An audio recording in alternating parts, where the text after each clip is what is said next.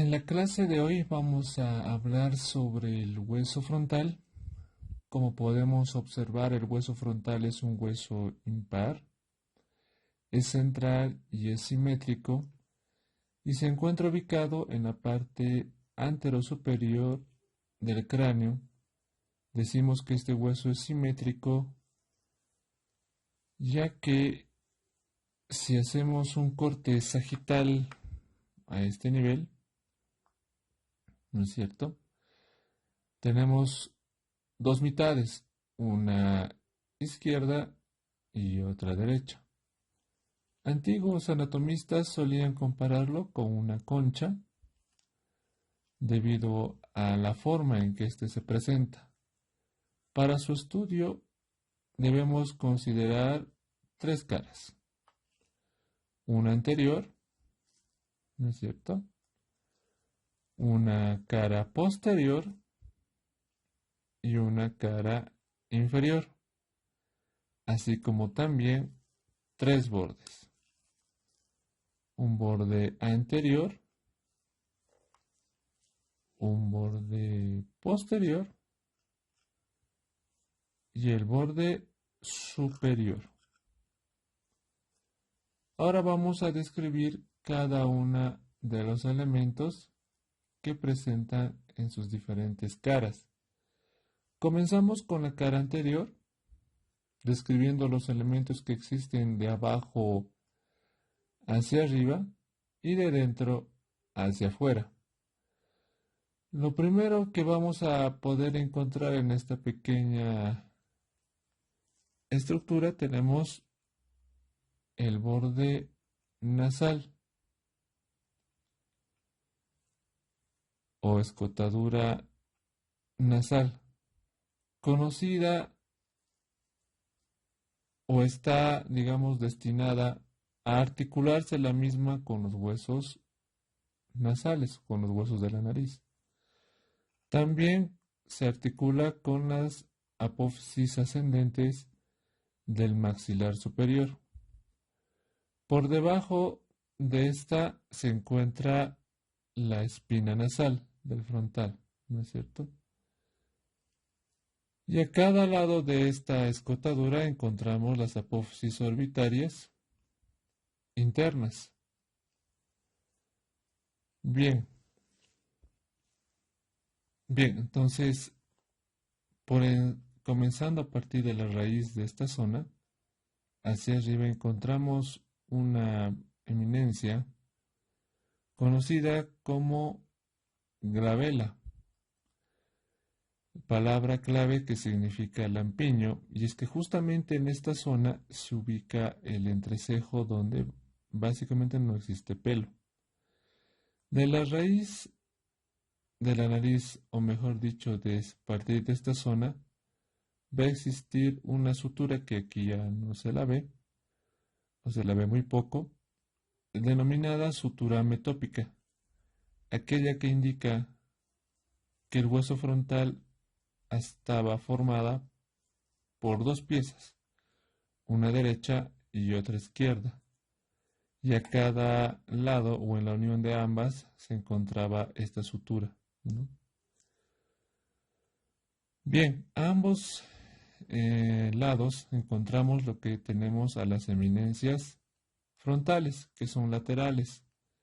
Son mucho más pronunciadas en la mujer que en el hombre.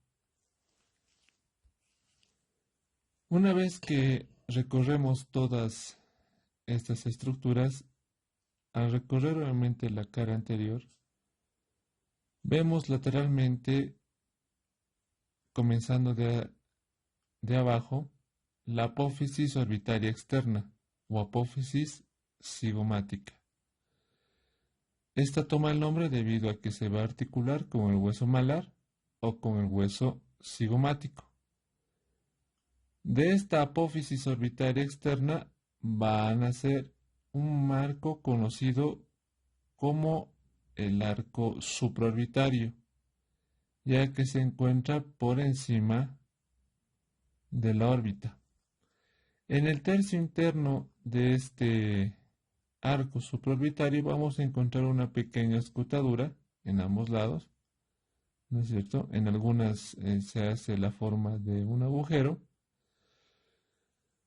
y está presente en este hueso como una escotadura, por ejemplo, en esta zona y en esta a través de un agujero. Este va a dar paso a la vena y arteria supraorbitaria y al nervio frontal externo. Por encima del arco supraorbitario a este nivel encontramos los arcos ciliares, cuyo tamaño depende del desarrollo de los senos frontales. Nuevamente giramos la cara anterior del frontal y aquí existe una pequeña cresta conocida como la cresta lateral del frontal, que como podemos observar se dirige hacia atrás, ¿no es cierto? Y va a circunscribir una fosa que se denomina la fosa temporal. Y va a dejar este pequeño espacio triangular conocido como la carilla temporal del frontal. Muchas veces a esta altura se encuentra un pequeño canal vascular que se va a dirigir por este lado, que la misma puede brotar una pequeña arteria que es rama de la temporal superficial, ¿no? Y puede enmarcarse a través de un canal. Y bien, esos son todos los elementos a describir en la cara anterior. Ahora vamos a describir la cara posterior, que como podemos notar, de afuera hacia adentro tenemos las fosas frontales, tanto derecha como izquierda. Y vamos a describir primero los elementos que se pueden observar en la línea media. Para empezar tenemos este canal. Este canal es conocido como el canal del frontal, que va a alojar al seno venoso longitudinal y es un canal bifurcado, es vertical, ¿no es cierto? Y se continúa hacia abajo con la cresta, ¿no? Esta que es la cresta del frontal. Posteriormente hacia abajo se encuentra el agujero ciego. En estado fresco, el agujero ciego va a dar paso a prolongaciones de la dura madre y a la vena emisaria de Espirilo. Pero, ¿por qué toma este nombre?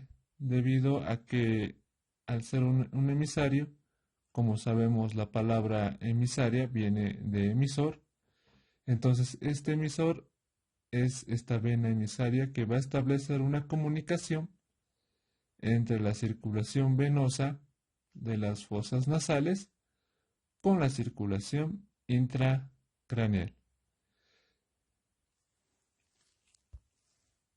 Entonces la comunicación es específicamente con el seno venoso longitudinal superior. Entonces, si nos preguntan qué comunica el agujero ciego, ¿no es cierto? Va a comunicar la circulación venosa de las fosas nasales con la circulación venosa intracraneal.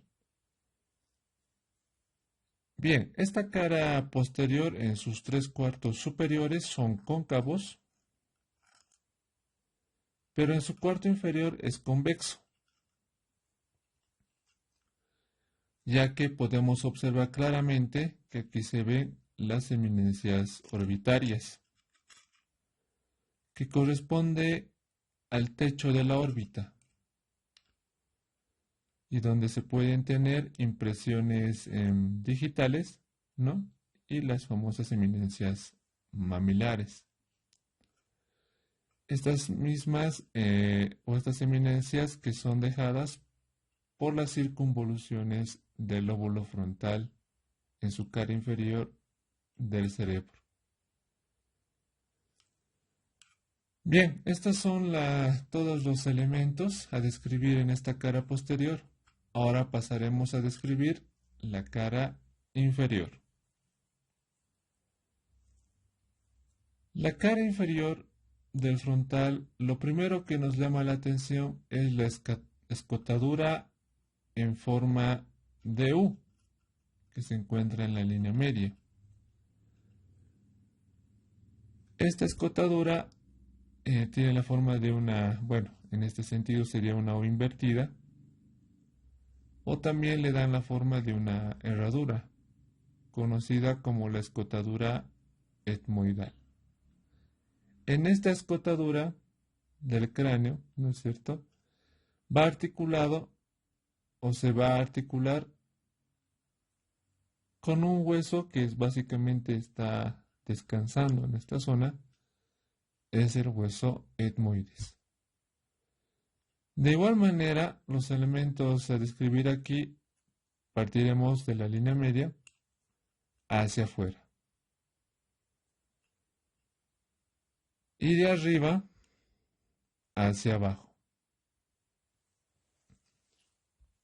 Entonces colocamos el hueso frontal en posición para comenzar con mencionar que acá se encontraba la espina nasal del frontal y por detrás se encuentra una estructura que se denomina la cresta cervical. A cada lado de la cresta cervical encontramos dos canales que les estoy señalando ahora, que están por acá, como pueden ver. Estos canales se parten o tienen el nombre, ¿no?, que contribuyen a formar lo que se conoce como el techo de las fosas nasales. Hacia atrás y hacia los lados de esta cresta cervical vamos a encontrar unas semicarillas, de las cuales estoy mostrando también. Estas carillas en un cráneo articulado van a formar verdaderas cavidades aéreas, que son cavidades completas, ¿no? Entre estas semicarillas existen canales transversales, como los que podemos ver acá, ¿no es cierto? Estos canales existen dos, que es uno posterior, ¿no es cierto?, y otro que es anterior. Cuando el cráneo se encuentra articulado, estos toman verdaderos forma o adquieren una forma de un conducto, el cual es o se encuentran, digamos, denominados de la misma manera. Son conductos anteriores, en este caso denominados el conducto etmoidal anterior y el conducto etmoidal posterior. Antiguamente se los conocía como canales orbitarios, no tanto internos, y eran posteriores y también anteriores. Entonces tenemos que estos conductos, por ejemplo, el anterior va a dar paso a lo que es a la arteria y al nervio nasal, ¿no? Y luego tenemos que el conducto etmoidal posterior va a dar paso también a la arteria etmoidal posterior y al nervio etmoidal del mismo nombre, ¿no? Entonces creo que es muy lógico para no perderse con la presencia de estos dos conductos, tanto anteriores como posteriores, y dando paso a las arterias etmoidal anterior y posterior, con su acompañamiento que son los nervios, ¿no? Por tanto, luego en ambos lados, ¿no?, a nivel de las fosas orbitarias, existen orificios, el cual se pueden seguir obstruidos, ¿no? Y estos son orificios que se encuentran algunos obstruidos durante el desarrollo del hueso, ¿no?, que básicamente son también lugares de entrada hacia los senos frontales, como en este caso. Bien, a cada lado de esta escotadura se puede describir que existen superficies cóncavas. Las mismas se denomina el techo de las órbitas. Estas superficies cóncavas hay dos, ¿no es cierto?, donde se encuentran pequeños agujeros muy importantes a mencionar.